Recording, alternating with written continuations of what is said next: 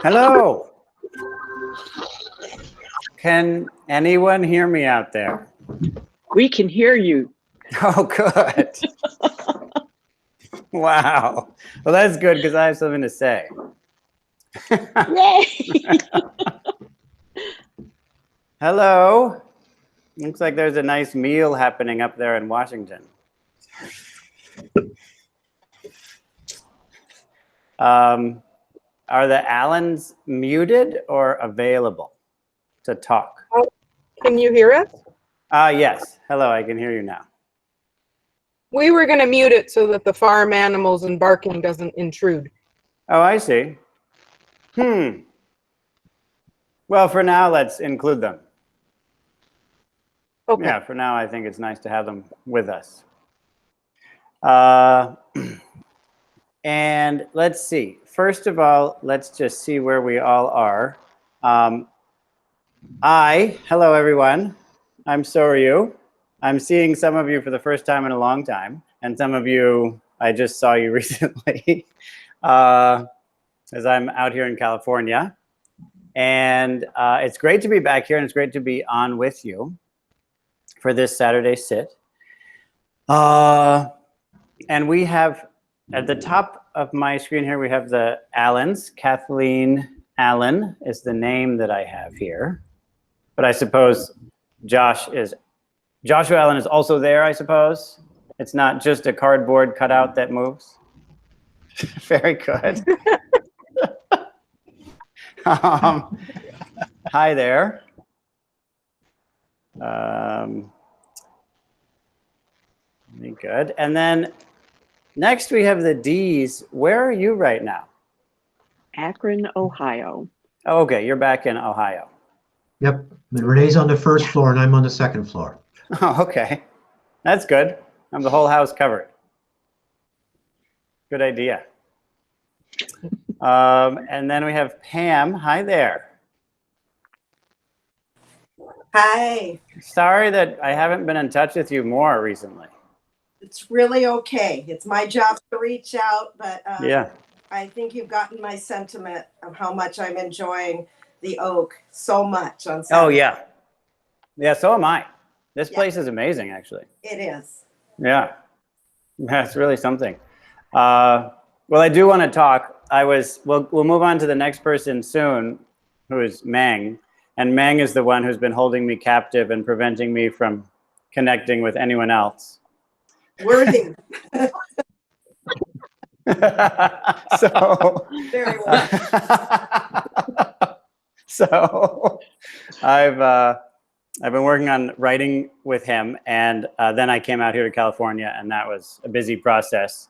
And they out here have very kindly and effectively, I think that's the diplomatic way of putting it, scheduled me for stuff all day long, so I don't have time to do things like eat.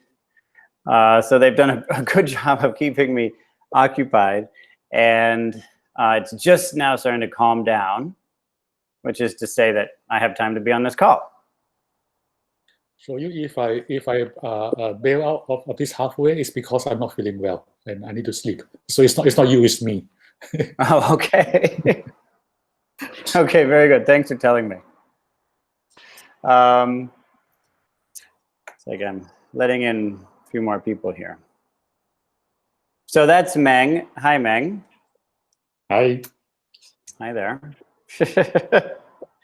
Danielle, hi. I just saw you, and I'll see you again soon. Hey, good to see you here too. Yeah.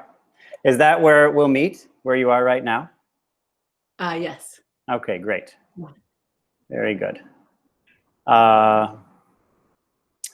And then we have Nathan. Let's see. I don't know much about all of this video conference etiquette, but Joshin told me that you can, quote, mute video. That's an interesting term. That's a thing. It's a thing. You can mute video. I didn't know about that. It's an interesting concept. So Nathan, I think, has muted video. Is that right? Maybe he's muted audio also. Yes. Well, hello, Nathan. Maybe you can hear me. I can't hear you. Can anyone else hear him? No. Okay, got it. Oh, I can't turn them on. Wait, maybe I need to have, is there a chat area in here? There is. Maybe I can click on it. Ah, yes. Wow, this is fascinating. I'm on a Mac, which I don't have a lot of experience with Apple computers. I'm just figuring it out. Okay, so Nathan is trying something. We'll keep on going. Doni, are you there? Maybe not. Maybe it's hard to put. Oh, yes, hello, in a text box. Very good. Wow. Are you all familiar with this medium that we're in? Okay, I'm not familiar with this. There's all these words coming up. And hello, Christine. Are you there? Or can you speak, I should say? Yes, I am here. Hello. Hi there, I'm Soryu. Have we met? I've never met you, no. Okay, well, hello, now we've met. Nice to have you on the call with us. Thank you. Yeah. This is about my 6th meditation with the group, and I look forward to it every Saturday. Oh, great. Have you been doing it weekly? For about the last 6 weeks, yes. Oh, wow. Good job. Congratulations. That's really exciting. So it's been pretty regular. Yes, and it definitely helps me with my own personal private meditation. So I'm very grateful to learn everything I learned from the group. I was introduced through Pam Tarlow, who we now share family. Her daughter is married to my son. Oh, wow. And she came over one day to help me with the child that they had birthed. Yeah. And she said, oh, I'm going to do this meditation. And I just listened to the first 20 minutes or 10 minutes. And I thought, oh, it looks really good. So here I am, and very happy to be here. Great. And could I ask you just one question? Because I know most of the other people here quite well, but I don't know you very well. Why do you come back? Why do you come back each week? Meaning, what's good about it? It gives me more peace within myself about conflicts that I have with my own self and with the world, and with taking care of offspring. And I don't know, it's given me a lot of balance to my life. Wonderful. Great. Very good. Great. Actually, now that I asked you that question, that was very interesting. I'd like, if I could, I don't know if this is normal or not. I don't know what the ordinary method is here at Oak. I've been learning. It's actually interesting to have been one of the founders of it and then come to it and not know what everyone's doing. I just had to learn a whole new method to start the retreat today. It's really exciting, actually. It's an indication of my, how shall we put it, unimportance, maybe?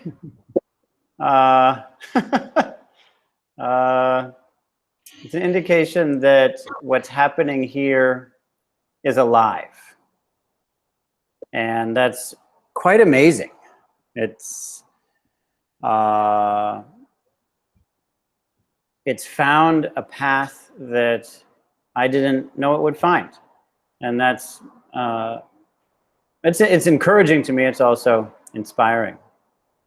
So I'm interested in learning about what this is to you. And so I'd be interested if each of you could tell me what your reason is for coming back to this, why this is an interesting event for you. So I don't know if the order of this on the screen is the same for everyone, or are all of you looking at all of us, or some of you are just looking at me? Is that how it works? I can see 9 people. If there are All- more, then I can't see more than that. Yeah, well, that's excellent that you see it that way. There are actually 10 people, but one of them is not on your screen. That might be me. Exactly. So you have an excellent perspective on this. But the way you all see it includes all of us. Is that correct? Okay, great. Well, very good. And who's at the top left of the screen? For Danielle. me? Oh, okay. So it's not the same for all of us. Got it. Very good. So then I guess we'll start with the Allens, because you guys are at the top, and we'll trust the order of this universe. What's interesting about this event for you? An opportunity to meditate in community instead of individually. And because it helps me stay on the path. Oh. Wow. What path? The path towards the goal of preserving life on Earth. Great. Excellent. Great.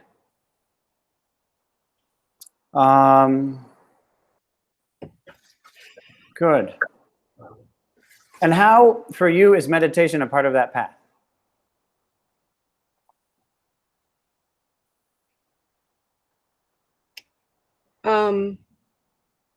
It helps me know how to focus and to remove distractions that are hindering me on my path. Great. Great. Excellent.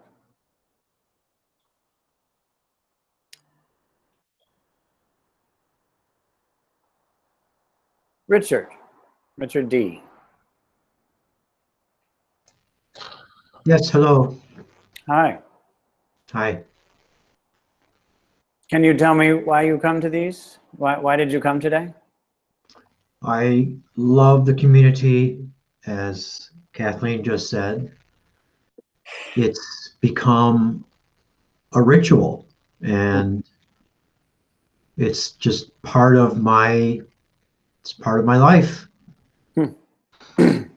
Great. So you come for the ritual, for the connection with the community. Yes, and also of course the wonderful guidances and teachings. Great. Very good. Good. Great. Good. And Pam?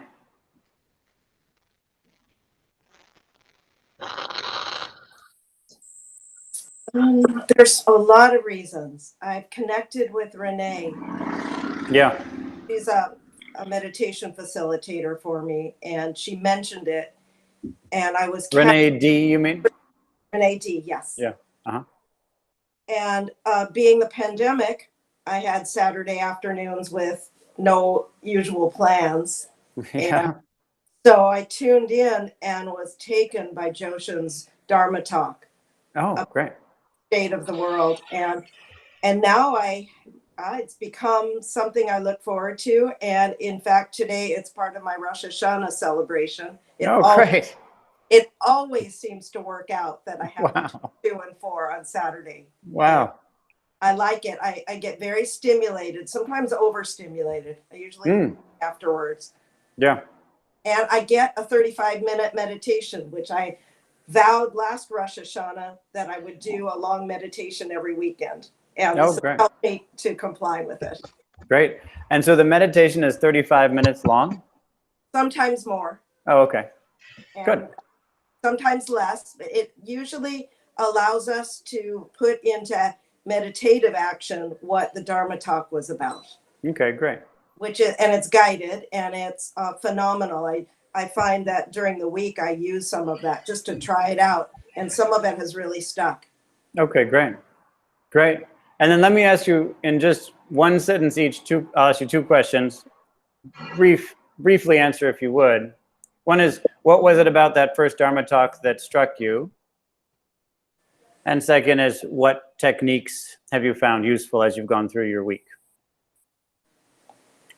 A couple, I'll do the second one. I was quite taken by Tashin's instruction of using the hand to stay with my breath. Yeah. I've done that. He also, I forget who suggested now, everyone's blurring, to end the day by feeling good about something I've done, and then also welcoming in something that I've done wrong and having, it's more than one sentence. So that, and Great. then what struck me about the first one is that this is a group of very smart people, very intelligent, that have given up what they would do in the marketplace because they're concerned about artificial intelligence and environmental. And I'm very concerned about healthcare. So I just added that right in there. Great. Thank Great. you. Thanks. Very good. And Renee? Hi, thanks. The first thing that brought me here was that Joshin invited us, and the opportunity to be in community and to benefit from his teaching, and then to see how that has gone through the whole community, to see Pan and then Tashin and then Renshin last week, and have the opportunity then to have that experience with you. Right.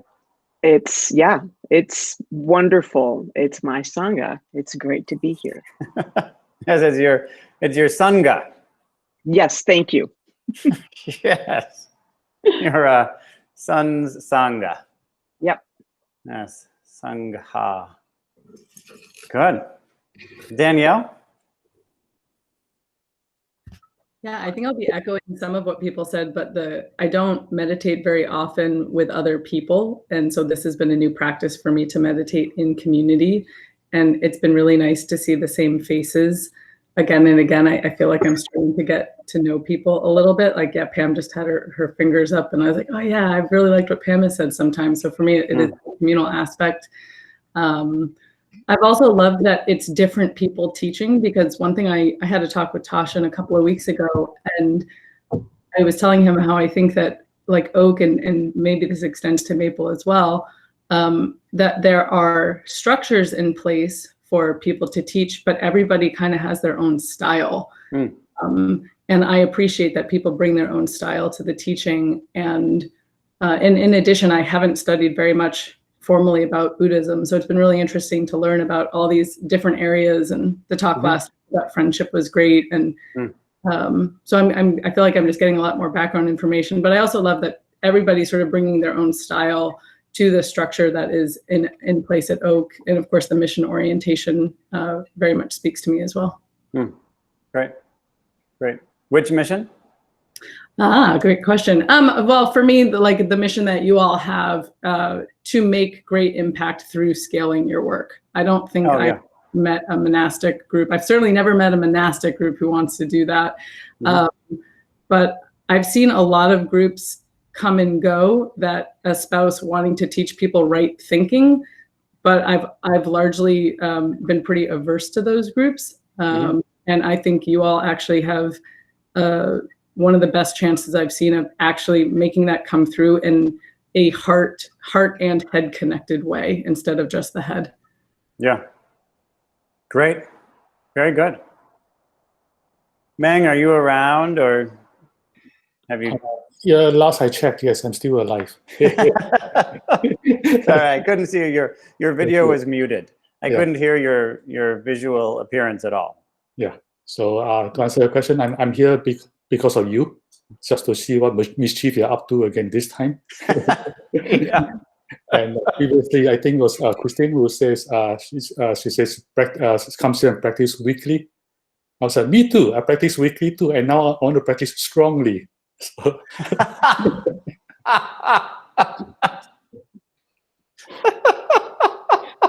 but it's a different weekly, I'm guessing. And Yeah. weekly, I'm kind of running on fumes right now, so I might bail quietly in about 15 minutes from now. Yeah, sure. Good. Maybe our talks recently have exhausted you. I'm just crap in general. That's all. Meng and I have been talking about many things recently. He's been trying to coach me in becoming a better teacher, which is exhausting, I assure you. He has been helping me to find ways to be, well, to put it in the negative, less less opaque, less incomprehensible,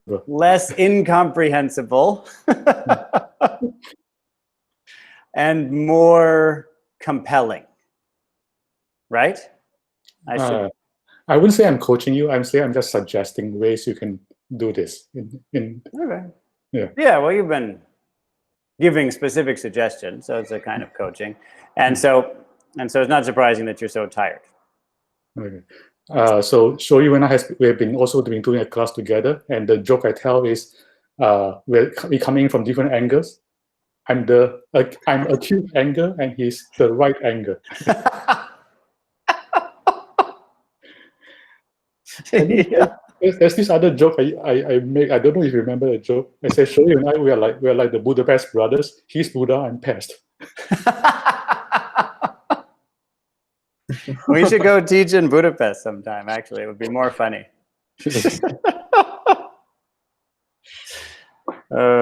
Great. Thanks a lot. Well, as long as you stay with us, that's great. If it's time to go, then that's fine too. Okay.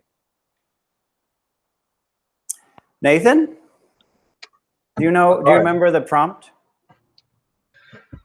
Oh yeah, basically why are we here in this group? Yeah, right. Yeah, why are you here? So I haven't come here before. Oh. But actually, I've been sort of following your community for maybe 2 years, and even slightly involved, though I've not yet had a chance to visit. I've been editing some writing for Toshin's emerging publishing company. Oh yes. Yes. Great. So I guess I got interested in meditation maybe when I was 17, like reading the science. But then there are multiple things that got me into it. There were some intense dreams and experiences. There were in college eventually I started practicing, and afterwards I joined some communities and started going on retreats. And what's really compelling and interesting to me about maple and the whole forest that's growing of your monasteries is I'm definitely naturally a very left-brained person. Yeah. And also very interested in is this actually helpful? Is this practice, is it actually contributing to something wholesome? It's not obvious initially that it is. And so to see you directly wrestling with that is very compelling. Oh, great. Great. Yeah, very good. Thank you. Now maybe I've made the problem that Zen has tried to avoid by just sitting, which is maybe to have read and absorbed too many different practices. Yeah, right. That it's gotten confusing. Yeah. So that's kind of where I'm at in my practice right now. Like how to move forward from there. Yeah. Great. Very good. Excellent. And is that Colin? I can't tell, and I don't know if you can speak or not as you move. Yep. Can you hear me well enough? Well enough, yes. Great. Hi, Soryu. Hi, everyone. Hi. I'm here because I am quite interested in the teachings offered by different branches of Monastic Academy, such as Willow, the one I'm affiliated with. Yeah. And a resident for. So yeah, it was a nice surprise to see you here today. Soryu. Yep. Great. Very good. Yeah, so that's our third branch, which is in Canada, up near Toronto. Excellent. Nice to see you. And Christine, do you want to add anything, or are we there?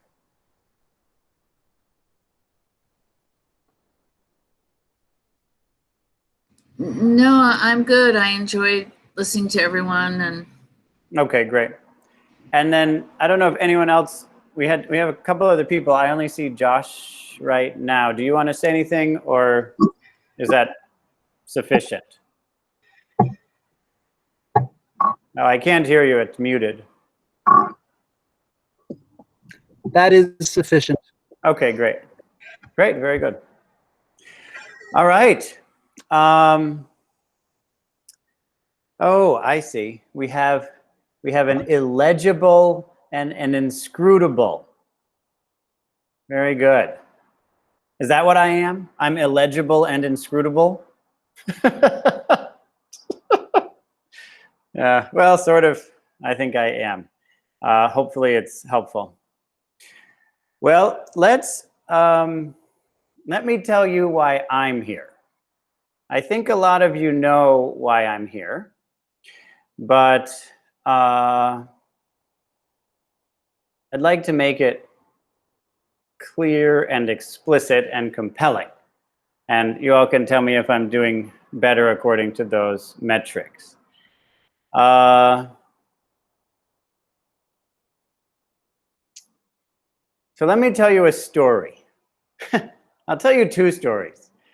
I'll tell you a big story and a small story. The big story is about the world, and the small story is about me. And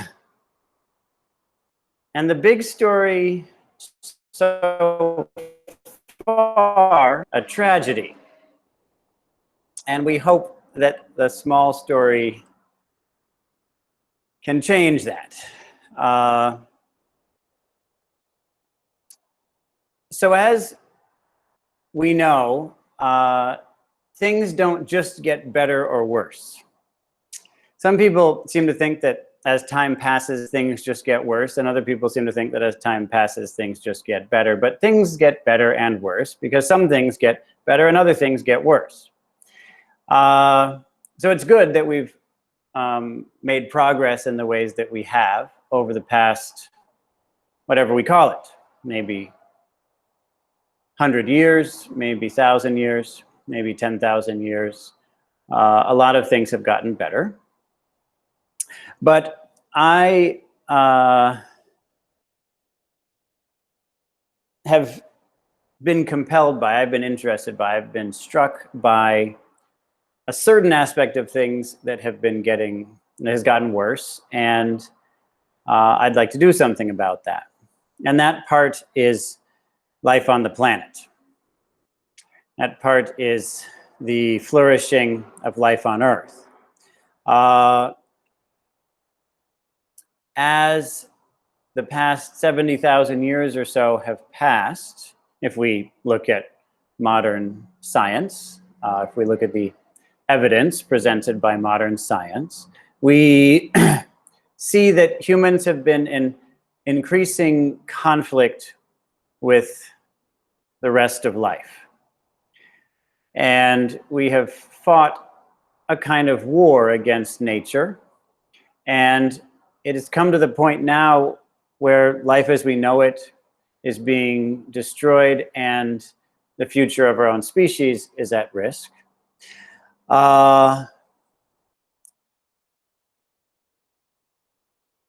If we go back to 70,000 years ago, to the beginning of the story of modern humans, we find a species of just a few 100,000, million individuals in a corner of Africa that didn't threaten any other species' existence. It didn't imprison any of its own species. That was at peace, relative peace with nature and within its own society, relative peace. There was almost complete equality in these societies. And what we know, the little bit we know from, as I say, modern studies, indicates that people were well nourished. No one was in poverty. Depression, anxiety, suicide, obesity, and such were almost entirely, if not entirely, unknown. Now, there are a lot of problems, of course. Didn't have the medical solutions that we have nowadays. Didn't have computers that you could look at people through. There were lots of limitations, of course. As I say, things get better and worse, but we don't want to discount the ways in which those times were good from a certain perspective, and in particular, that species was not a danger to life on the planet. Then something shifted. Something or other shifted. We're not sure quite what, but something shifted, and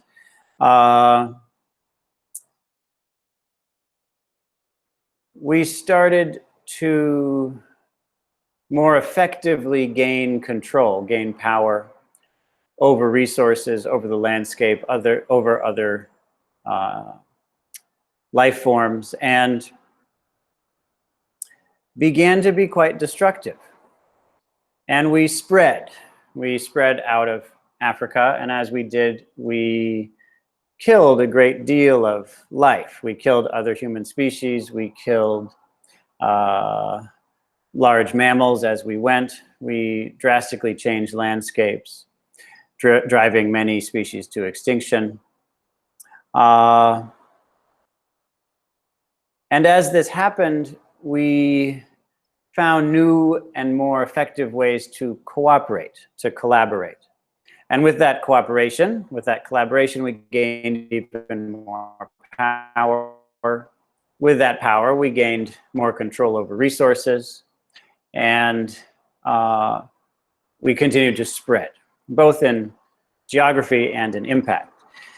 Which brings us to something like 10,000 years ago, when the last ice age ended, and we began to reside together in communities based on agriculture. We were domesticated, we settled down, and began to give up the hunter-gatherer nomadic way of life, and engaged in a totally different lifestyle, of which agriculture was the core. With that came even more destruction of life, and came a very different social structure in which there was a great deal of inequality, malnutrition increased, lifespan actually decreased, a number of problems arose in society that hadn't existed before, including, for example, one good example of this is most contagious illness. If you're living in a small band, it's very difficult for something like a cold to exist. It goes through the band and then goes extinct if you catch it at all. But now we're living with animals, and we're living in a large enough society that you can have a pandemic, and something like the coronavirus, as we have it now, couldn't possibly exist if it weren't for our social structure. So they had those problems. And with that came a vast increase in conflict with nature, which humans were capable of often winning, and also conflict with other humans. And kingdoms began. And even as the millennia passed, empires. Which brings us to, we just have to skip through this. It's a long story, but we'll skip through it and come to a time about 500 years ago when a new change happened, a new kind of change, when Europe, through entrepreneurship, through corporations primarily, far more than governments or religions, people of Europe colonized the world. And there was even more conflict, oppression, and such. And of course, good things happened as well. Europeans gathered knowledge and spread it around the world, and that was very helpful. Communication increased between cultures, and each culture could learn. Resources that were plentiful in one place could be brought to another place. And other benefits came as well, but there were problems. And one of those problems was an even greater destruction of living things, of life on the planet. So we go through that time of colonization, the creation of a global society, of an incipient global society. And then we might come to just recently when all those European powers had so much power, and they had been so annoyed at each other for so long that they had to have what I think of as a European civil war, which we usually call World War I. And we'll just add to that World War II as the second chapter of that conflict. And by the end of that time, two main shifts had occurred. One is that industrialization ran the world. The US was so influential in that war because of industrial power. And also, and that means use of resources such as fossil fuels, which had been known of and used for quite a while, but had really taken over the world by that time. And also through science, industrial might, and a good deal of luck, the United States developed the atomic bomb. And that resulted soon enough in an arsenal of weapons that could end civilization, that could end history, that could end the story that I just told. That was the first time that humans had that capacity. And I'd say that it's the most important moment in all of our history. Since then, the industrial might of the world has increased, and issues such as global warming have come to the fore. The nuclear arsenal has only grown. Again, things get better and worse. There have been some good steps in there, but a lot of it has been unfortunate. And then we come now to a time of great instability. And the most extreme, most rapid destruction of life on the planet, perhaps of all time. Certainly one of the main extinction events in the planet's history over the past 4 billion years. And it may be the most extreme. The studies that have been done recently are quite terrifying. If you consider the story I just told, there were many, many species 70,000 years ago on the planet that were gone 10,000 years ago. Many that were there 10,000 years ago that were gone 500 years ago. Many that were present 500 years ago that were gone 70 years ago. But if you consider the species, just the vertebrate species that were around in the 70s, recent studies indicate that those populations have dropped on average since then by 60%.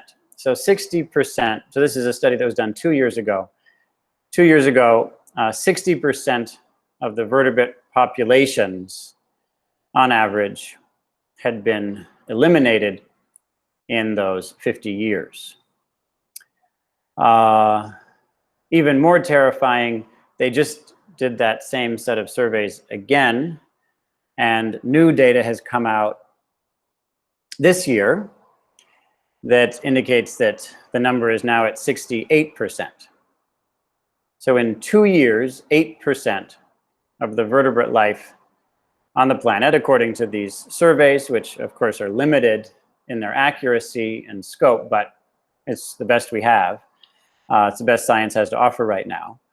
8%, and thus you could say roughly 5% last year of that vertebrate life was eliminated. That's not 5% of the vertebrate life on the planet.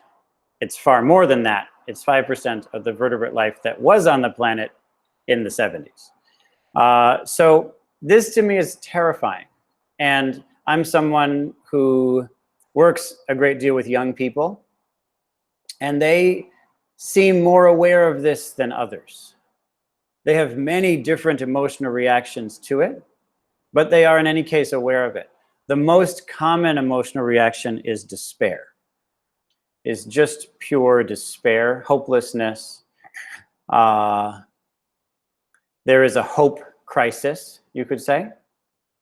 And there is even more than that, a trust crisis. If there's any crisis that I see today, it's the trust crisis. Young people especially, but I think most of us have lost faith in the institutions that have gotten us to this point. And we see this even in the political discourse. Lots of people are criticizing other people. It's very rare to have a worldview that people believe in, though. It's relatively easy to criticize. It's hard to propose something that we feel we can count on. And for me, when I was a young person, I was terrified. I was born in the 70s. I don't remember the 70s, but I was very fortunate to be connected with nature, to spend time in the woods, in the fields, swimming in the ponds, and find wisdom and peace there.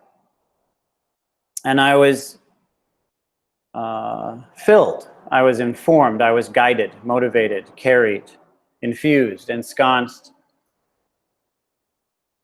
by all of that nature, by a deep compassion, a deep concern, a deep gratitude for living things. And so I asked, what can we do about this? And in order to do something about this, I'm here with you today. In order to do something about this, I'm here in California. In order to do something about this, we have the Monastic Academy and Oak and the Community for the Experience and Development of Awakening and Responsibility. We have created all that to deal with this problem, to try to create communities and even communities of communities that solve this problem. And in order to do it, it's essential for us to ask, what is the problem? Why is it that human beings are in conflict with life on Earth? What is going on?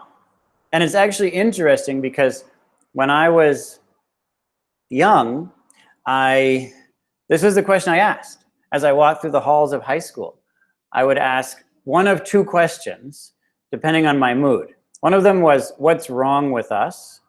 Meaning, what's wrong with Homo sapiens? What's wrong with humans? Why are we like this? What is the problem that we have? And then second, simply, what is going on? What is this? What's happening here? And I have good news. The Buddha gives us the answer to that question. The Buddha tells us what we're doing wrong. It's good news. It's not that there's something wrong with us, but we are doing something wrong. Absolutely. He tells us what's going on. He tells us exactly why it is that we are in conflict with everything, including ourselves, because we've sacrificed life on Earth for our own happiness, and it isn't clear. There is no conclusive evidence. In fact, I wouldn't say there's any strong evidence that we're happier now than we were 70,000 years ago. We've traded the lives of billions, trillions of beings for our happiness, for our well-being, and it's not clear that we got any more happiness or well-being. So what is going on? What's going on is what's going on began 70,000 years ago, and scientists referred to it as the cognitive revolution. The cognitive revolution means that we think about the world and then act accordingly. That's why we're in conflict with life. We do what we think we should do. We do what we feel we should do. We look at the world, we consider it, we think about it. We maintain mental proliferation regarding the world, its nature, ourselves. We think about it this way, we think about it that way. We come up with all kinds of delusions and myths and views and standpoints. Cover the world over with all of that mental proliferation, and then live according to that. Live according to our delusion. It's natural that if we're living according to delusion, we would be in conflict with truth, with reality. And so the Buddha offers us the way out. He offers us an extremely clear way out so that you are no longer in conflict. You no longer experience conflict with yourself, with the world, with others, with all living things. And that way is stop thinking. There it is. Stop doing the thing that happened to us 70,000 years ago. And it's hard for us to do that because most of us, well, how shall we say? Love thinking? Shall we call it that? Do we love thinking? Maybe we love thinking. I'd say we love thinking in the same way that an alcoholic loves alcohol. We're addicted to thinking, so maybe you could say we love it, but I don't know that we exactly love it because people don't like it. In fact, people love to not think. This is something people like to do. And yet we remain attracted to it, entangled in it, caught, imprisoned. And actually, I think the best way to put it is a way that is discussed in the Buddhist literature, which is that we are slaves to thinking. We're slaves to views, slaves to opinions, slaves to perspective, slaves to extraneous thought, to irrelevant conceptualization. And I'd suggest that what happened 70,000 years ago is that we gained some hardware, mostly here, certain kind of hardware in that part of one's body, the upper part of one's body, that allowed a parasite that doesn't exactly even exist, a parasite to feed off of and imprison and enslave this species, Homo sapiens. And that parasite was perception, conceptualization, conception, views, perspectives, ideas, opinions. We often think that we are thinking things. And of course, thinking would make us think that we're thinking things, but I'd suggest that those things are actually thinking us. Those views have found ways of spreading, propagating, reproducing through us. And we have simply been enslaved by those patterns, those what in Buddhism are called sanskaras. And they're spreading from person to person. And they found ways of networking human brains, human minds, so that they can reproduce even more effectively until eventually these views, these perspectives, whatever they might be, it could be Christianity, it could be humanism, it could be the scientific method, it could be materialism, it could be any number of different ideologies, it could be Buddhism after all.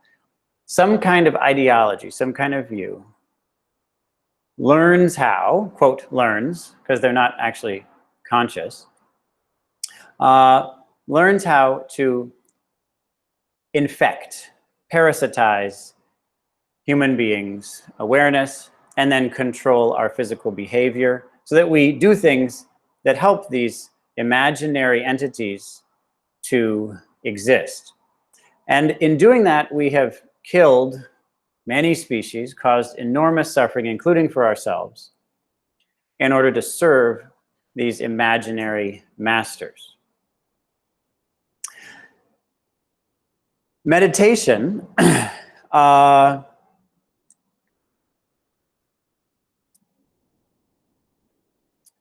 do I say this?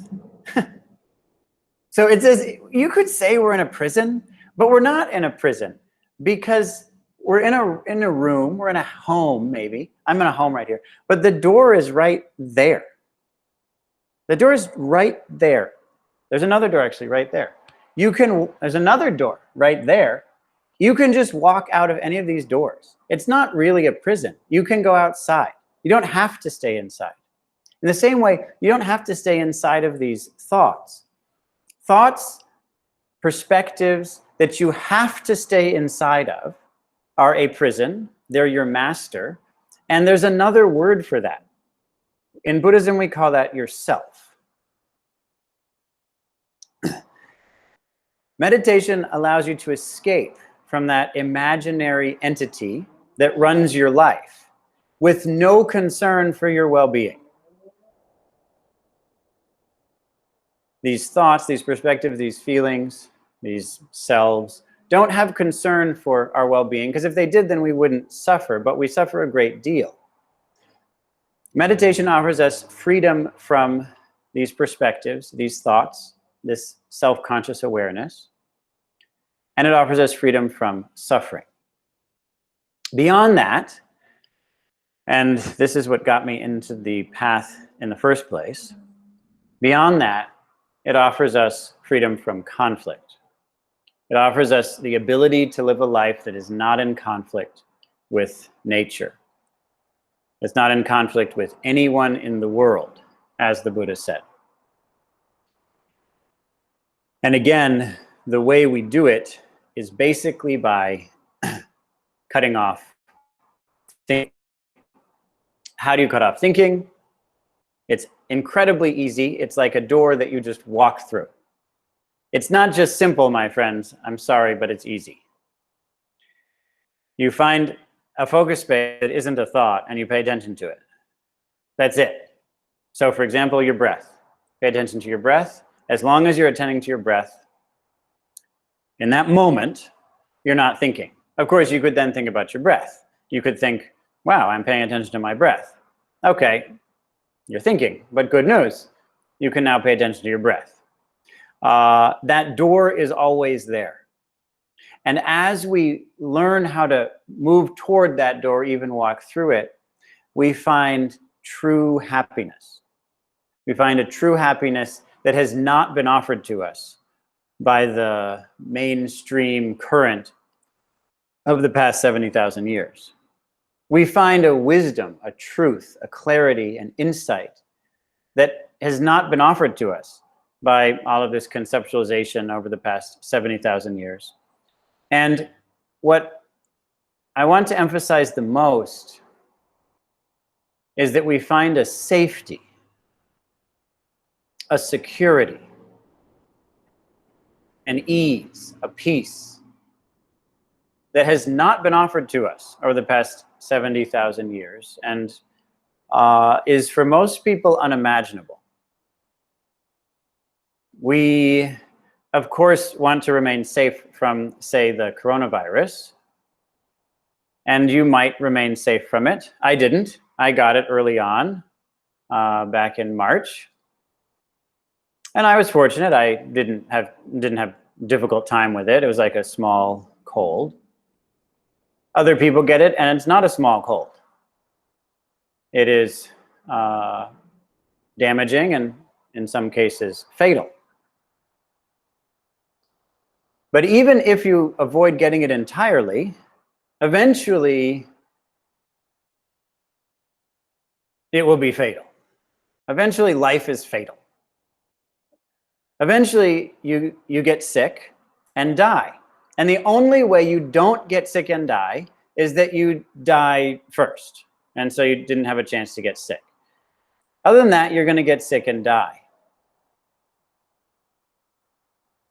we are trying now to find a safety, a security that's based on not being subject to death. And this is misguided. This is inappropriate. This is delusional.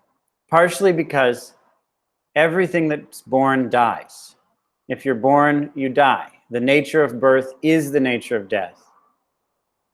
The nature of birth is the nature of death. For something to be born is for something to die. That's what birth is. Birth of something is death of something. Death of something is birth of something. We don't want to die, but sometimes it's time to die. So it's misguided because it's unrealistic. It's against our nature. It's also misguided because it's well, it's selfish. I was talking to a friend about this, about how people don't want to die. They want to live forever. A lot of people are trying to figure out some way to live forever. And he just said, it's incredibly arrogant. Why would you think that the universe always needs you in it? Why would you believe that you're so important that the world should always have you as part of it? I mean, you're good, but that good? And I thought that was exactly right. It's actually terrible suffering to imprison ourselves into this little tiny identity and hope that it stays forever. I mean, imagine if it did, then you'd be imprisoned forever. It'd be terrible. So it's misguided in many different ways, and this practice allows us to no longer be in conflict with our nature of death, no longer be in conflict with our nature to be in harmony with the rest of nature, no longer in conflict with other living things, no longer in conflict with each other.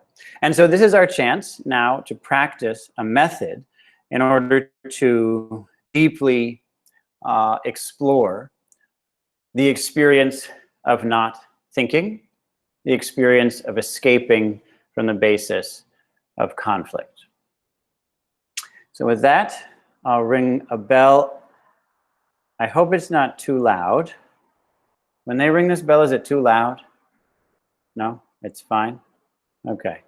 Renee, if this is too loud, tell me. If it's not loud enough, tell me. If it's just right, tell me.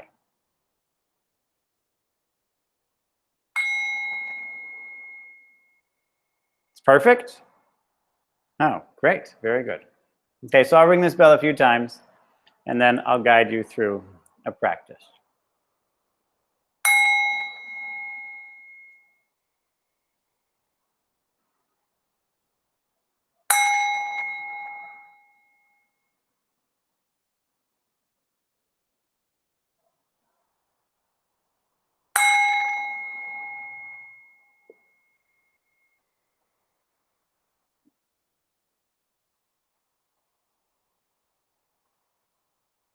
Take a moment to attend to your body.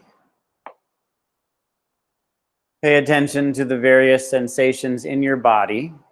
And I'd recommend, as you start, feel free to move your body a little bit. Move it around a little bit to familiarize yourself with all the parts of your body.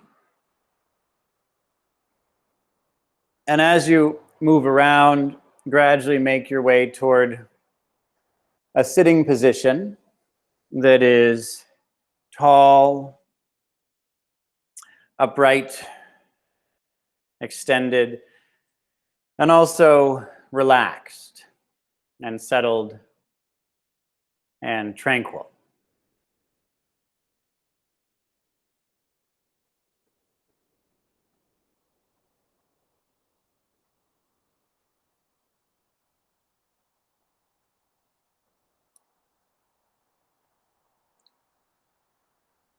And then bring your attention in particular to your breathing.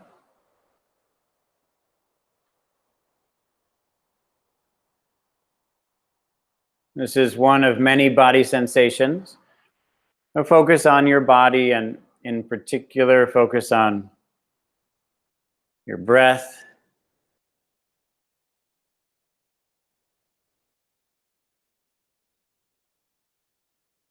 And simply feel it. Simply feel your breath.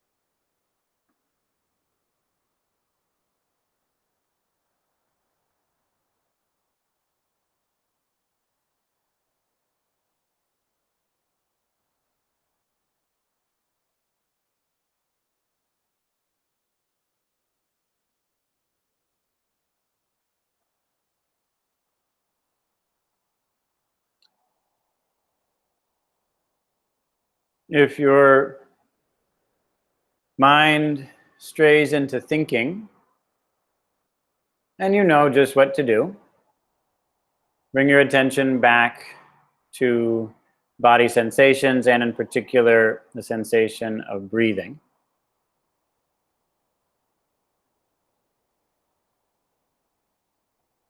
So that you can feel this moment of breath. Exactly this moment.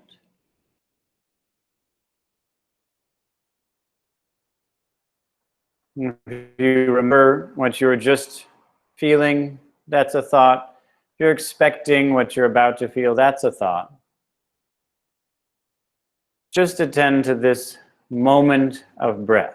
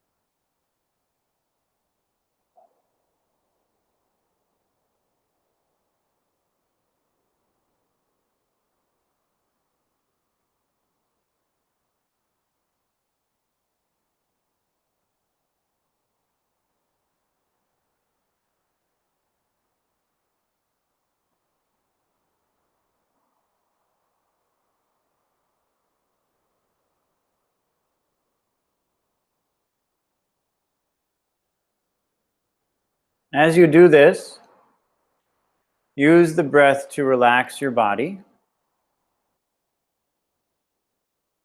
Your breath naturally relaxes your body. You don't have to think about it. As you breathe, your body relaxes.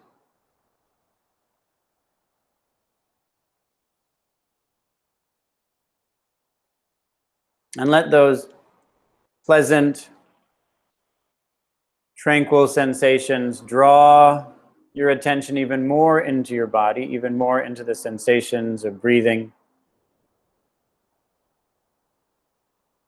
so that it's more and more natural to stay with these sensations.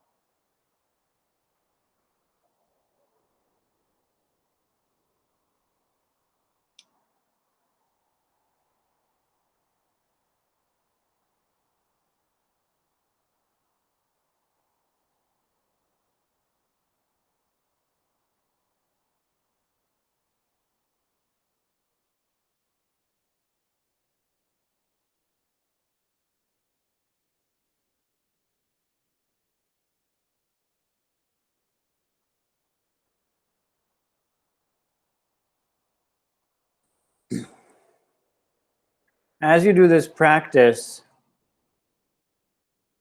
naturally, we discover a tranquility, a relaxation that comes with breathing. But the aspect of the practice that the Buddha emphasized the most is that of effort, that of vigor.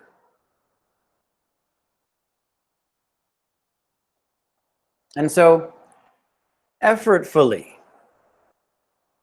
attend to your breath. That's okay. The breathing is naturally relaxing. So bring forth effort. There's a relaxed vigor to this, which is the basic ingredient set for having fun. And it's important that you have fun with this. It's good to be relaxed, and it's good to try hard, but it's best to do both at the same time. When we're engaged in an activity that way, it's fun. For example, I very much, as many of you know, I very much enjoy skiing, especially cross-country skiing. I love it. When I'm doing that, I'm very relaxed and I'm very vigorous. Meditation should be just like that. It's a time to totally relax and to throw yourself in energetically and wholeheartedly. That's what makes it fun. So effortfully attend to your breath. If you want, you can even effortfully breathe. Why not? If you like that, do it. If you don't like it, stop doing it. It's okay. We're having fun here.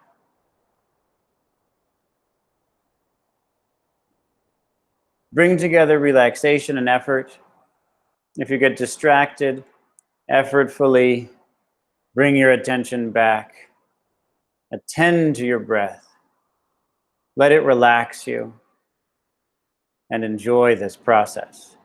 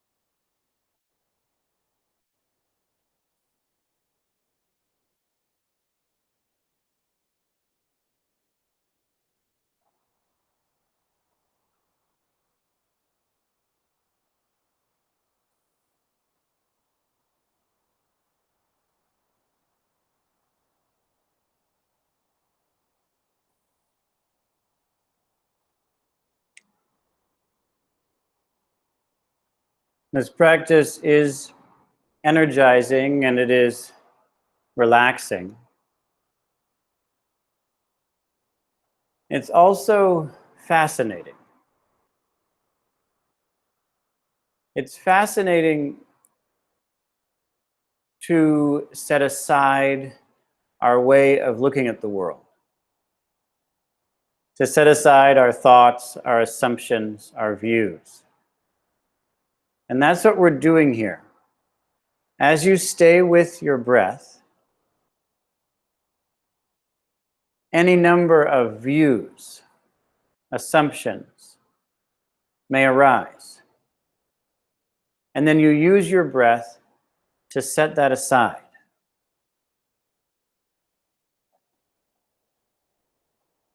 As you set that aside, you undermine, you dismantle the basis of conflict.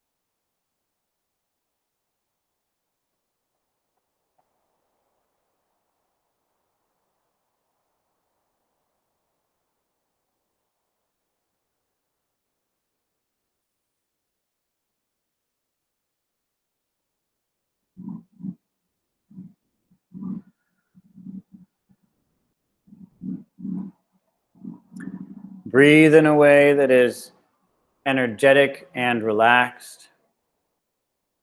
Concentrate in a way that's energetic and relaxed. And in that way, set aside thinking. Set aside conceptualization.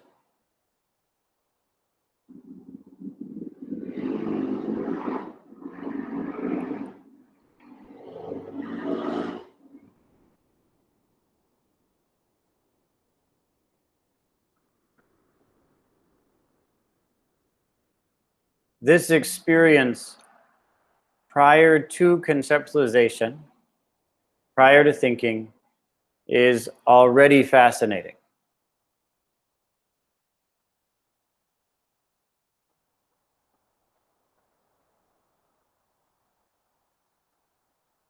We don't need to think up another one, to search for and acquire. This experience prior to thinking is already fascinating. Please give yourself the chance to explore this. And how? Breathe in a way that's energetic and relaxed. Concentrate in a way that's energetic and relaxed, and in that way, set aside thinking. Directly encountering the experience of this moment without being in conflict with it.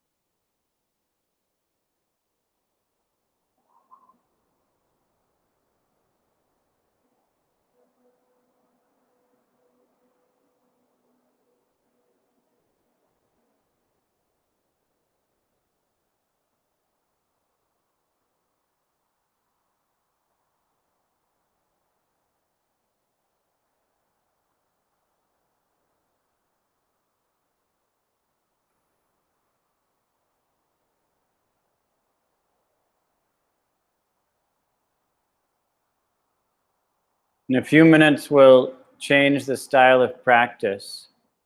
We're just a bit longer. Energetically breathe. In a relaxed way, breathe. Energetically concentrate. In a relaxed way, concentrate. And in that way, set aside thoughts. Feel these sensations instead. And in that way, become fascinated by this direct experience.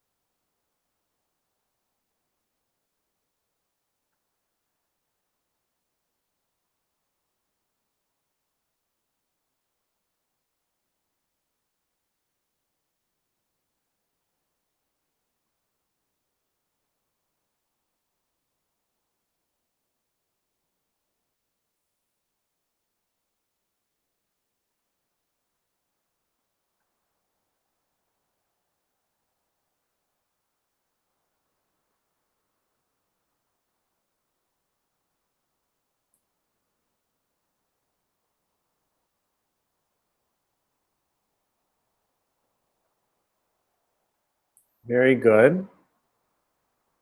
We're going to come out of this particular practice now to a different type of practice. And I'd ask you, continue to breathe, but once again, move your body a little bit. And look around a little bit once you're ready.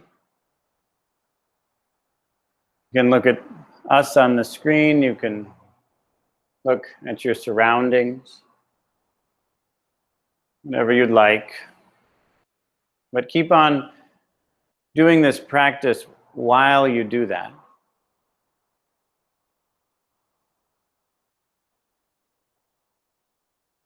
And notice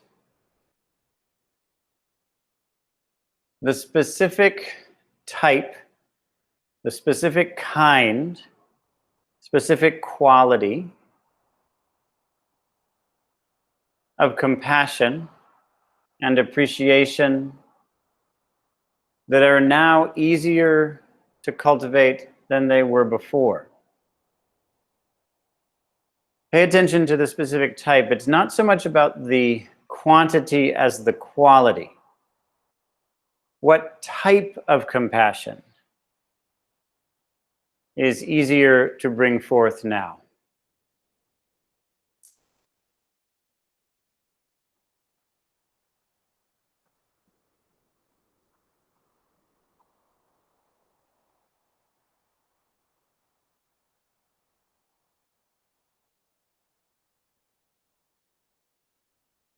And we'll just explore this for several minutes. Just explore it. If you'd like to return to the first exercise for a breath or two, that's fine. Then come back, look around, connect. Pay attention. What type of love comes forth easily? Having done that exercise.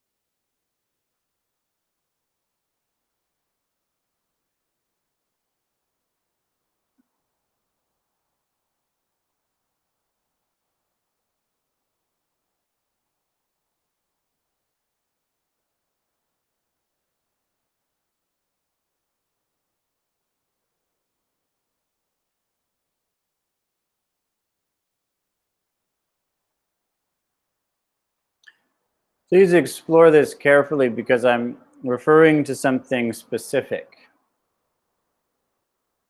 So if you'd like, return to that breathing exercise, setting aside thinking and attending to these direct sensations in an energetic and relaxed way. And then after a few breaths, look around and connect. What kind of connection comes forth from that? What kind of relationship comes forth from that? What kind of love comes forth from that?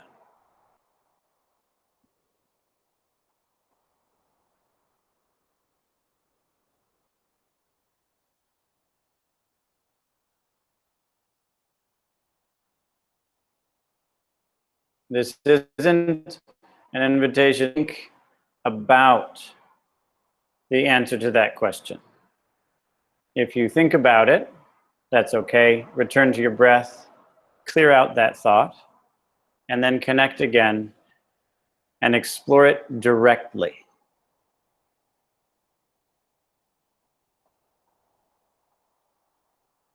Directly experience the answer to the question. What type of love arises from non-conceptual awareness?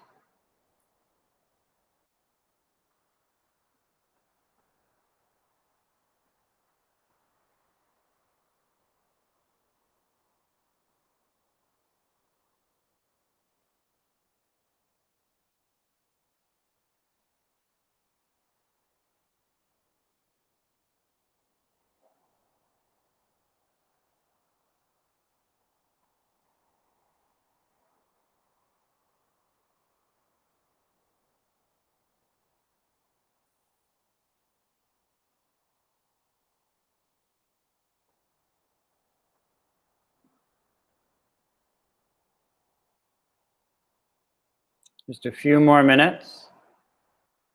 Continue to explore this.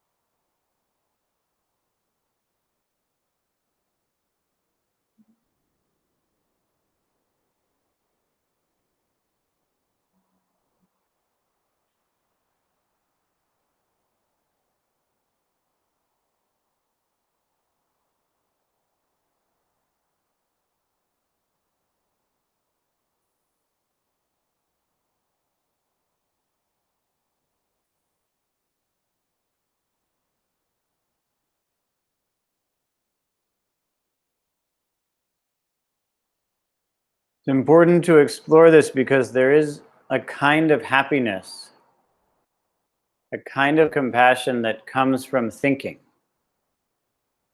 It comes from irrelevant conceptualization. We use irrelevant concepts to make ourselves feel better. And so it's essential that we find the kind of love, the kind of peace, the kind of energy, the kind of happiness that comes forth from not thinking. We have access to that.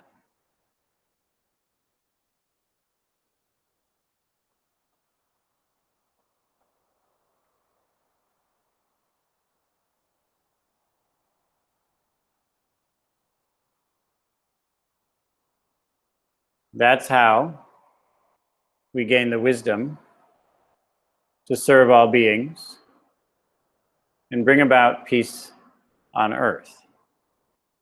That's how it's done. So for just a couple more minutes, please explore this. Explore it directly from your own experience, trusting your own exploration, your own direct experience.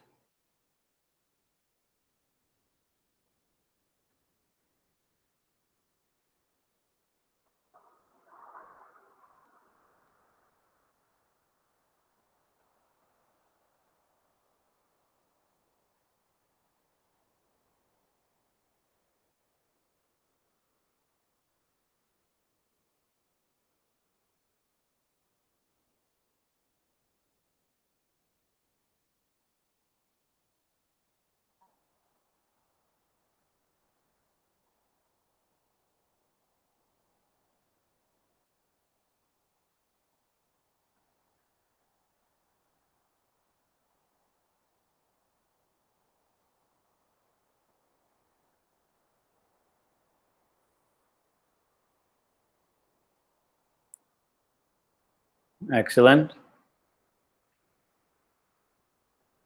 In just a minute, I'll ring the bell and we'll finish up.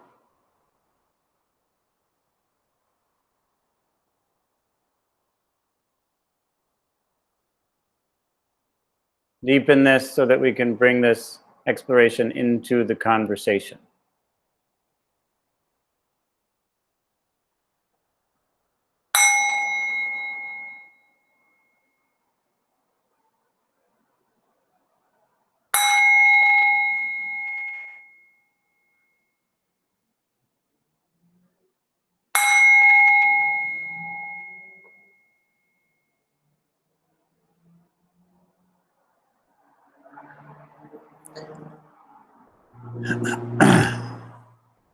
So, this was good work, everyone.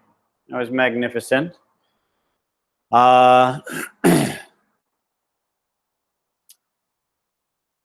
have very good news, even better than the news I just gave you. To the extent that you're familiar with the pleasure, the love, the wisdom that comes from non-conceptual awareness, you're able to engage with concepts and thinking and opinions and views safely. And it's important to do that because we need those things. I've given this talk with plenty of thinking. I was referencing scripture and such, and I needed to remember it. That's a kind of thinking. It isn't that thinking is bad. It's not by any means that thinking is bad. Addiction is bad. If the only kind of happiness, wisdom, love we know of is conceptual, then naturally we become addicted to that. We become stuck in that. We become trapped in that. We cling to it, and it hinders our ability to be of service rather than facilitates it. But if we're free from it, and we have a kind of love and happiness and energy and peace that is beyond thinking, then we can enter thinking safely and productively. It's just like the metaphor I gave before, a house. A person may be imprisoned. They may be imprisoned. They may not be able to get out of a certain building. In that case, what you want to do is tell them how to get out and encourage them that there's a wonderful world out there that you should see. So please go out that door. Once they can get out of that door, they can look back and no longer see a prison, but see a home. A person is just as unfortunate if they're homeless as if they're imprisoned. We don't want to just get out of thinking, get out of a self, and think that that's the final solution. On the contrary, it's freedom that's the final solution. Freedom to come and go. Freedom to use thinking. Freedom to use self. Freedom to use concepts. Rather than being used, in fact, enslaved by them. So it's important for us to explore this directly so that we can gain that freedom and use that freedom to be of service to all beings. And my hope is somehow turn around the destruction of life that we have caused, and on the contrary, give life to this compassion, this harmony, which is completely available to us by waking up to the fact that the problems of the world are caused by the mind, and the solutions also come forth from the mind. So this is a time, we still have 25 minutes or so to talk about this. Are there any questions or comments? Meng is hoping that I become less unintelligible, so if anything I said was unintelligible, incomprehensible, inscrutable, I'd just ask, and I should be able to answer. That's my job. I don't know how you ask, though. How do you ask? Is there some clever way to do it? You all know, maybe? You're all tech geniuses or something?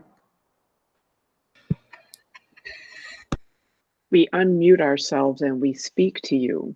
Oh. If Nathan has unmuted, he might have something to say. Oh, okay, great. Wow, you can mute and unmute somehow. I don't think I can do that. Anyway, Nathan, do you have something to say? Don't try. Okay. Do you have something, Nathan, or do you just happen to be unmuted? Yes, I have something, and I guess that's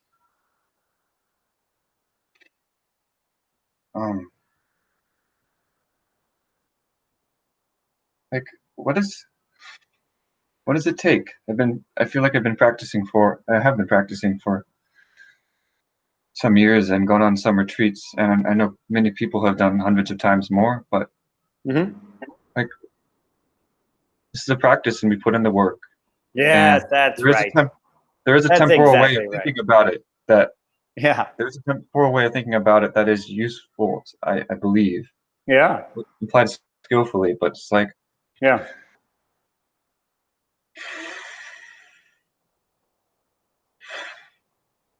Is that the end of the question, or did you have something more to say? What is, and maybe if you could have any guess, I mean, you don't know me all that well yet, but what might I be doing wrong, having put in this time and not seeing so much from it? Yeah, sure. Well, how about if I give you two answers? Okay. I'll give you the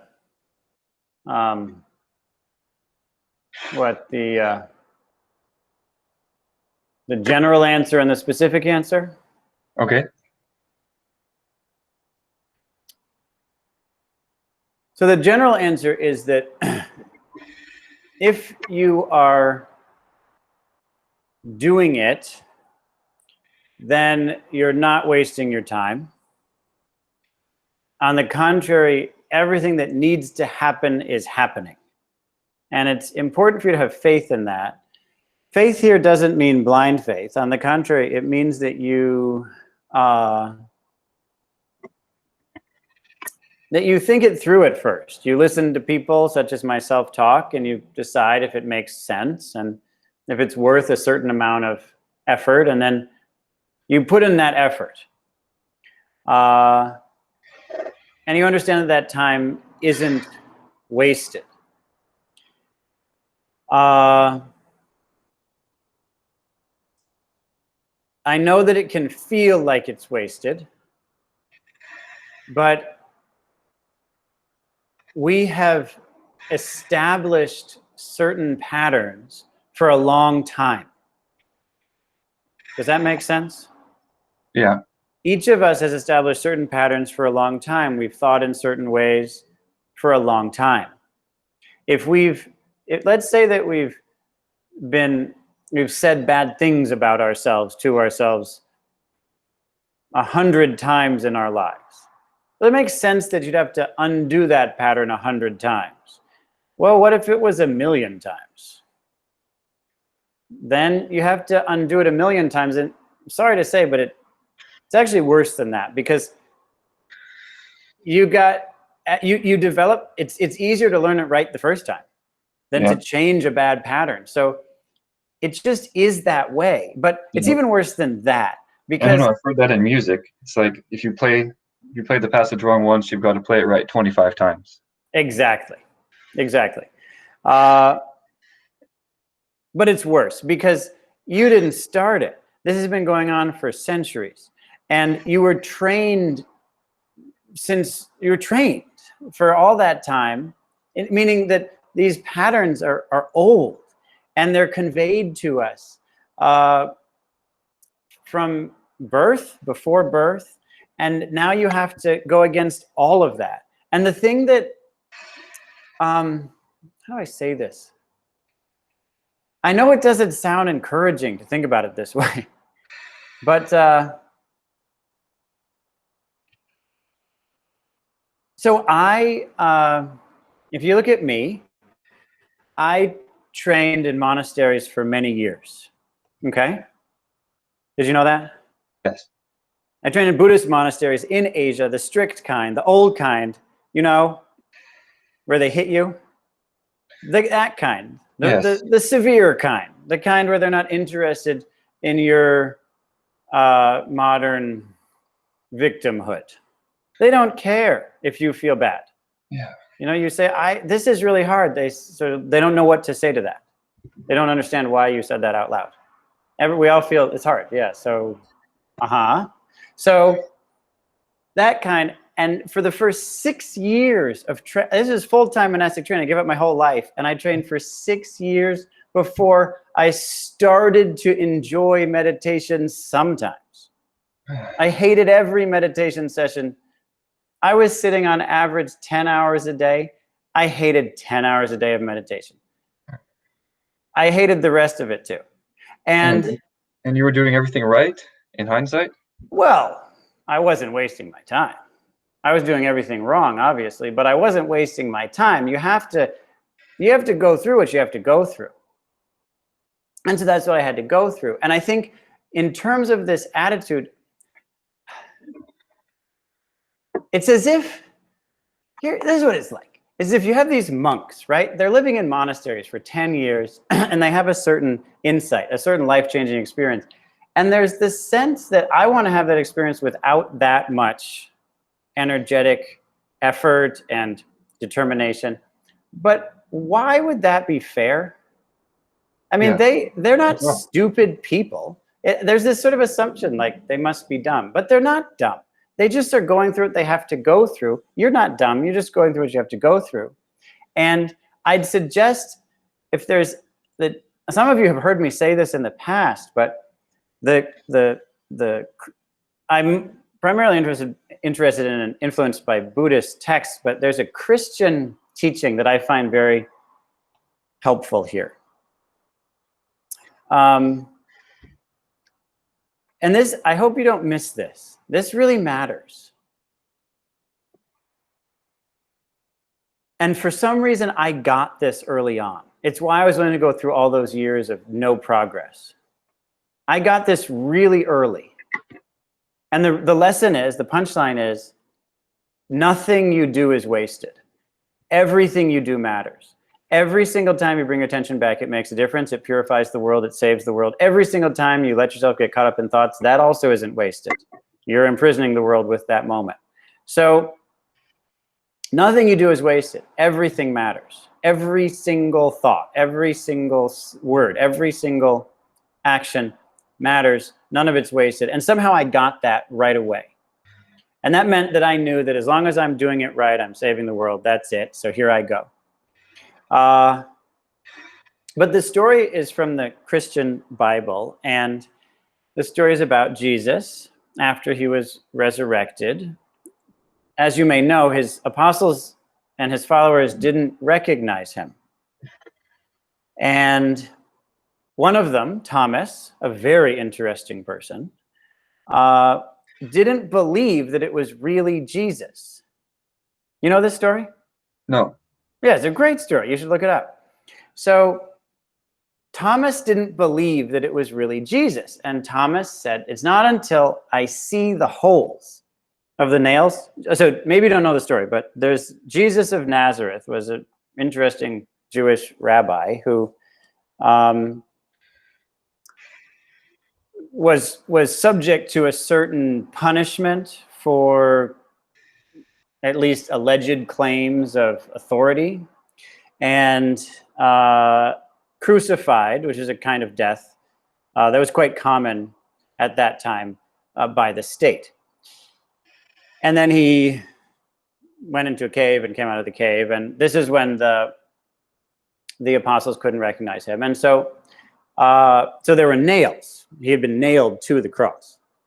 And Thomas said, "Not until I see the holes of these nails in your body will I believe that it's really you."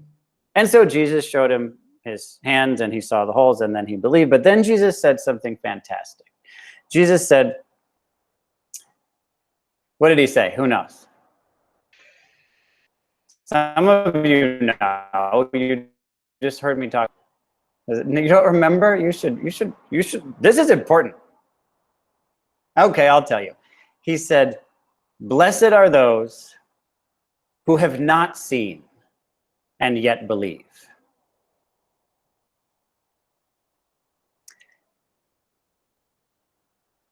So this matters to me because I was at a temple when a nun at the temple had an extremely deep awakening experience.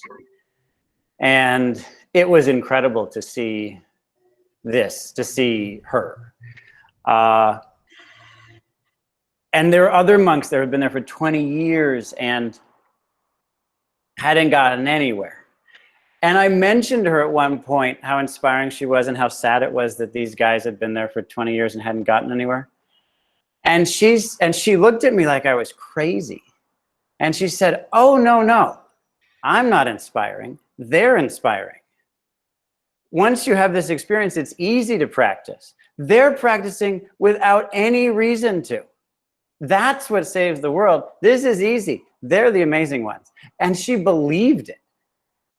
She wasn't just saying something neat. And so it struck me that it's true, actually.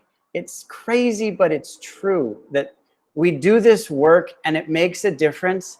And to do it without the insight saves the world in its own mysterious and colossal way. So that's the first answer. Do you have any questions on that before I move on to the second answer? I would only wonder about, there something like consistency and when it's time to change practices, if that's the way it is, Yeah. No, that's the way it is. It's true. I mean, if yes. it's mostly impossible to see the marks of progress, at least for long periods of time. Yeah. Then what do you do, though? You know what to do, right?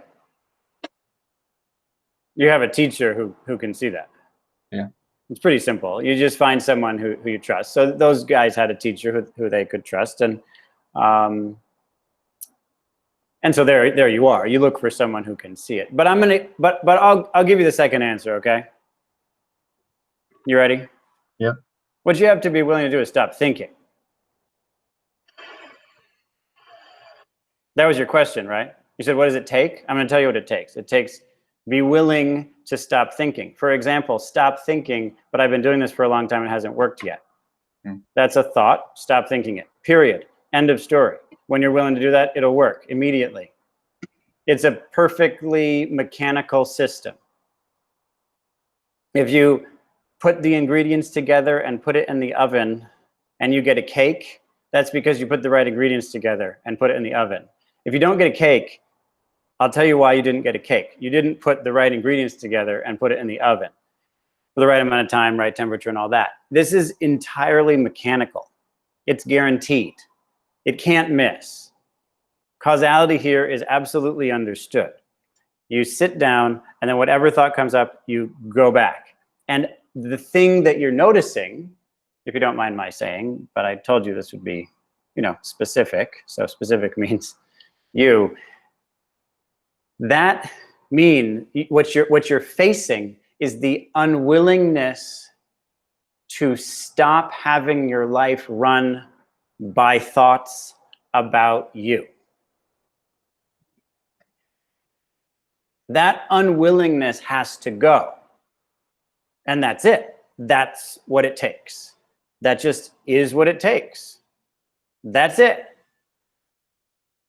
So there it is. There's the specific answer. What does it take to be willing to do what it takes? Well, I don't know, maybe 6 years of suffering in a monastery, something like that. Well, it's worth it. There's no question it's worth it. And here's the really good news. If you are this dissatisfied and it's this bad and you hate it like I did, that's great, because you're not going to get complacent and say, well, my practice is probably going okay. You know, that's the pit of doom. When people's practice is going okay, that's terrible. You hope that never happens to a person, because then they just get stuck in it and never get anywhere. So it's great if you're not satisfied with this. That means you're going to make adjustments. It means you're going to ask questions like this. So I hope that one or the other of these answers is useful to you. Thank you. Yeah. I guess the natural thing would be to find what? Would be to find the teacher.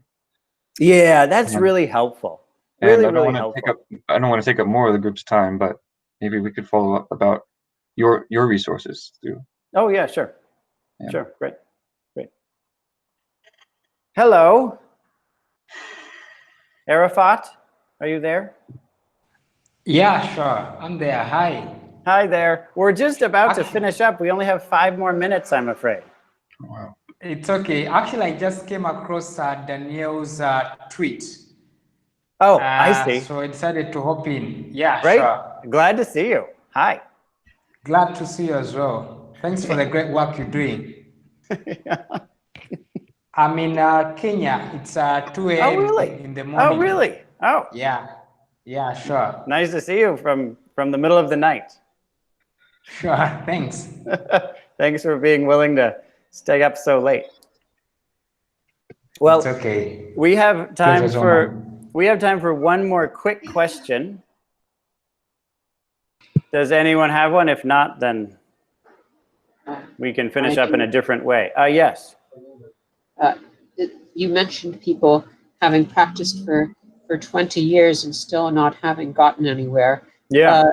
Is it possible, and if so, what is to be done about it? That by the time one advances enough to be effective in the world, it is already too late. What are the correct trade-offs for continued training versus my time is limited, I must act now, even in my weakened state? Well, great question. I have 4 minutes to answer it. Okay, here we go. This is a great question. So I'm going to answer your question directly the way you asked it, okay? You asked about the trade-offs, correct? Yes. Great, so I'm going to tell you the trade-offs. Okay, go ahead. So the trade-offs, the trade-off for doing, say, this practice or monastic training, obviously, is that you can't do other kinds of work. You mentioned that. I think that's probably clear. That's a big trade-off. And as you say, there's a great sense of urgency. The nicest thing about your question of all is the sense of urgency in it. If there's any one problem in most people's practice, it's a lack of urgency. It's a sense that the practice is basically for relieving stress rather than resolving stress. And to resolve it, you should be urgent about that. So I really appreciate that. Yes, there's urgency. It could be, as you say, too late at some point. You could die in one way or another. And this opportunity would be lost. So very good. The other trade-off, however, in the other direction, is that as long as you're basing your compassionate action on delusion, it's likely that you will cause more harm than you will solve. This is extremely common, and because humans are so deeply deluded, we don't notice it. It's unusual in human history that we solve problems without creating even larger problems with our solutions. That's unusual. It rarely happens. Most everything that humans do cause more problems than they solve, which is horrifying, but here we are at the brink of the elimination of life as we know it. Why did that happen? Why are we at the brink of elimination of life as we know it? Because people did what they thought was right. That's what got us here. Lots of people for a long time, one after the next, doing what they believed in. And so there's an enormous danger in being deluded and in being used by the very thing that is eating life, believing that we're fighting against it.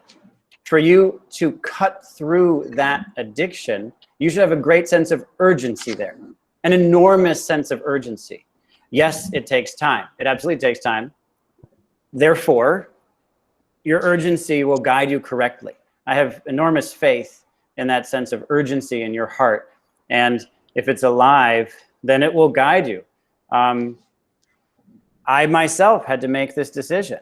Yes, I was in monasteries for 10 years and then I left. I could have stayed and continued that training. I could have come back here after a shorter period of time, and that was the place for me. But as you say, there are trade-offs. It's just important for us to face the reality of those trade-offs head on. Is that enough of an answer in a few minutes? Yes. So as I said, I believe in your ability to make this judgment. Just be mature about it. Face how likely it is that we will do something that will cause more harm than it will resolve, even while doing exactly the thing, which in our view is resolving harm. We will watch ourselves succeeding at what we want to do. In our view, it will be beneficial, but that doesn't mean it's actually beneficial. So we have to face how dangerous our own delusion, misguided perspectives can be, and then cut through it. If you have that urgency though, this path is pretty quick. It doesn't take that long if you have that level of urgency, you know? I mean, how long can it take? If you're really clear on this, how long does it take to at least have an initial breakthrough? A week? It's not that hard. It's rare. Almost no one ever does it that fast, but that isn't because it's impossible. It's just because they haven't decided to do it wholeheartedly. I probably haven't then, given, but as you said, it is rare. Yeah, it's rare. It's not hard, but it's rare. It's very unusual. Most of us are caught up in confusion. So the truth is, it takes about a week, 3 days, 5 days, but it can take 10, 20 years to get to the point when it takes 3 to 5, 7 days. That's all. But if you're there, if you have that clarity, then you just sit down, you do the technique, and you don't stop, and you watch your life end. That's it. And then the body and mind that keep on going after your life ends are not deluded by the world. You know what I mean by that? Vaguely. That the dream, my life, ends. And then you're not dead yet, so you keep on doing good work. It reminds me of like breaking out of the Matrix or something like that. Exactly. Yeah, exactly. I've never seen that movie, but you're talking about a movie, right? Yes, and in general, like breaking out of simulated reality into a place that actually matters or something like that. Exactly. That's exactly what this is. That's right. All right, well, we should finish up there. Is it Arafat? Is that how you say it? Arafat Mukasa? Yeah, sure. Did I pronounce it incorrectly? It's right. Yes, that's the right pronunciation. You're right. Okay, great. Well, I hope come at midnight. It'll be easier. Midnight in a week. All right, sure. We'll see you then. All right. And All right, then. Thanks. And everybody else, it's just great to see you. Thank you for coming, and please keep this practice going for the benefit of all the world. Thank you. Bye-bye. Soryu, you were clear, explicit, and compelling. Oh, really? Yeah. Yeah. Oh, inscrutable, incomprehensible? None of that. Oh, okay. Great. And very, very, very helpful. Very. Oh, good. And you can tell Meng I said so.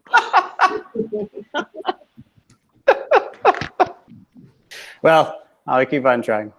All right, thank you very much. Thank you. Thank you. All right, cheers. Bye, friends. Take care. Daniel, I'm so glad you talked and came back. It's wonderful. And Nathan, thanks for sharing so much. Good to see you. Bye. Bye-bye. Bye-bye. All right. Goodbye. Goodbye. Goodbye.